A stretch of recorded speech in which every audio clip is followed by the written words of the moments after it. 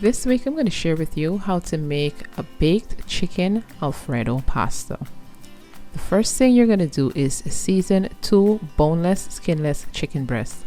And I'm seasoning the chicken breast with salt, garlic powder, onion powder, black pepper, and dried parsley. And you want to make sure to season both sides of the chicken breast. What I like about this dish is that it's just warm and gooey and comforting. You have the pasta, the cheese sauce is made with 3 cheeses, and you have the chicken breast, and it's so good. The next step is to cook the chicken, and we're going to cook it in olive oil over medium heat and let it brown on both sides. You want it to cook all the way through. If this is your first time here, hi, I'm Gian of Gian Can Cook. I also have a blog, giancancook.com, where I share a ton of recipes. Also, be sure to hit that subscribe button and to hit the bell so you can stay up to date on any new videos.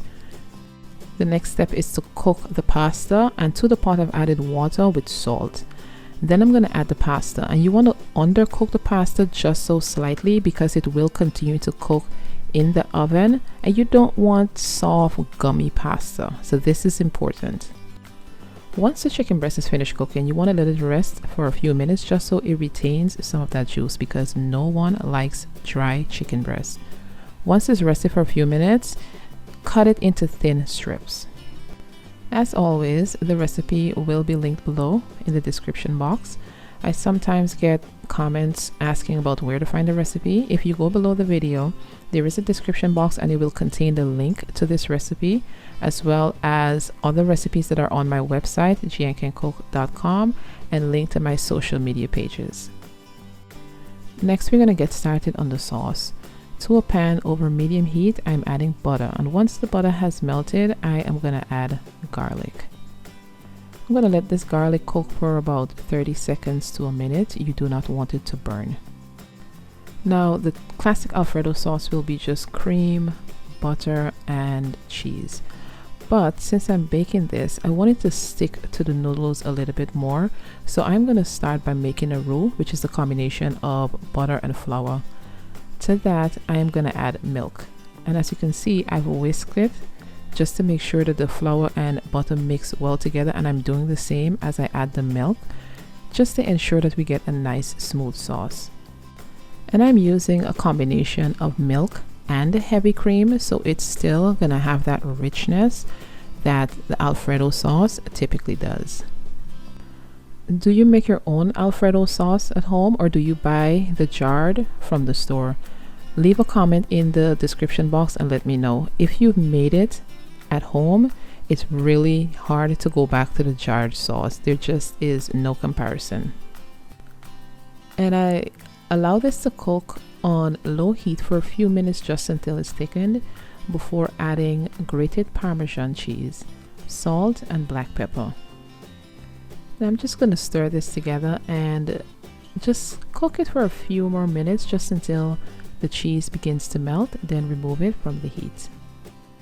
Now I'm going to add the sauce to the pasta that we cooked earlier and just mix it all together. Now you can absolutely go ahead at this point and just eat it like this, but we're going to kick it up a notch.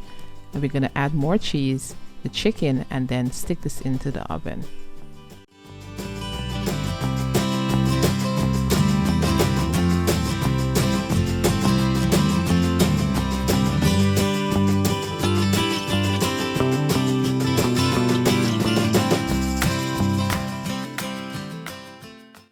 Now that I've added the chicken, I'm going to add shredded mozzarella cheese.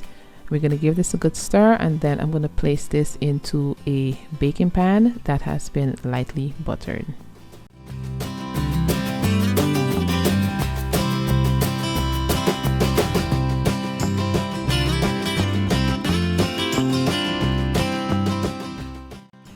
Now I'm going to place half of the mixture into a 13x9 baking dish.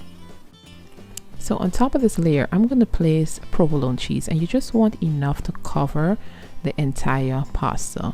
So it's going to be a layer of cheese in the middle. On top of that, I'm going to add the remaining pasta.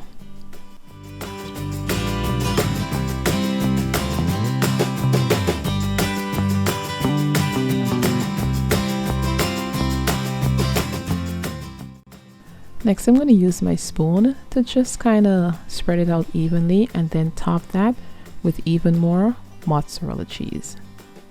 And you want to make sure to cover the entire top and to just spread it out into a nice even layer. I'm going to top it with dried parsley and then place it into the oven and let it bake for about 25 minutes until all that cheese is melted and it's nice and gooey and absolutely divine. If you want to make this, the full recipe is linked below in the description box, and I'll see you guys next time.